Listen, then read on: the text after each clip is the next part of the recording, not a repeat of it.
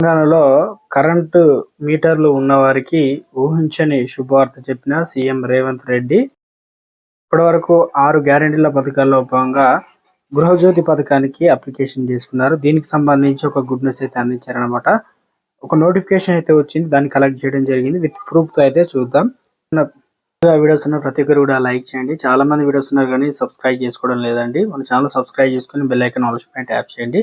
మిత్రులందరికీ వీడియోను షేర్ చేయండి. ఇక వీడియోలోకి వచ్చినట్లయితే గ్యారెంటీల్లో భాగంగా మిగతా పథకాల అమలు కోసం జనాలు ఎదురు చూస్తున్నారు. మొత్తం 100 రోజుల్లో అయితే హామీ అమలు చేస్తామని కాంగ్రెస్ ప్రభుత్వం మాట ఇచ్చింది. ఇక దీనిలో భాగంగా వచ్చే నెల నుంచి 200 యూనిట్ల ఫ్రీ విద్యుత్ పథకాన్ని ప్రారంభించేందుకు సిద్ధమవుతుంది. ఇప్పటికే మహిళలకు ఉచిత బస్సు ఆరోగ్యశ్రీ పథకం 10 లక్షల పెంపు అమలు చేస్తుంది సీఎం రేవంత్ రెడ్డి సర్కారు. ఇక మరోసారి ప్రస్తుతం రాష్ట్రంలో 1,31,48,000 డొమెస్టిక్ విద్యుత్ కనెక్షన్లు ఉన్నాయి.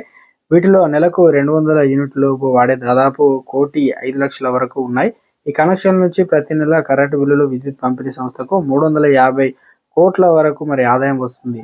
ఇక ఈ 1,05,00,000 ఇళ్లకు కరెంటు కనుక ఫ్రీ ఇస్తే సొమ్మంతా డిస్కామ్లకు రాష్ట్ర ప్రభుత్వమే చెల్లించాల్సి అయితే ఉంటుంది. ప్రభుత్వం రాష్ట్రంలో 1 యూనిట్ కరెంటు సరఫరాకు సగటు ₹7 నుంచి 7 పైసల ఖర్చు అవుతుంది. అయితే 200 యూనిట్లు ఉపయోగించే వారికి ప్రస్తుతం సగటు వ్యయం కంటే తక్కువ ఛార్జీలకు వసూలు చేస్తున్నారు. ప్రస్తుతం ఉన్న వినియోగం ఆధారంగా ఏడాదికి 4,200 కోట్ల డిస్కౌంట్ ప్రభుత్వం అయితే చెల్లించాల్సి అయితే ఉంటుంది. ఇక ప్రభుత్వం తెలంగాణలో ఫిబ్రవరి నెల నుంచి దీన్ని అయితే అమలు చేయబోతుందట.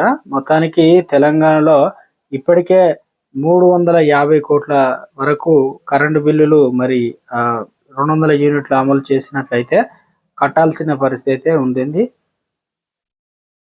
ఇదే కనుక జరిగితే తెలంగాణలో 200 యూనిట్ల వరకు ఫ్రీ కరెంటు, దీనికి ప్రభుత్వం 350 కోట్ల రూపాయలు అయితే చెల్లించాల్సి అయితే ఉంటుంది. ఇది కరెంటుకు సంబంధించినటువంటి లేటెస్ట్ ఇన్ఫర్మేషన్. వీడియో నచ్చినట్లయితే లైక్ చేయండి.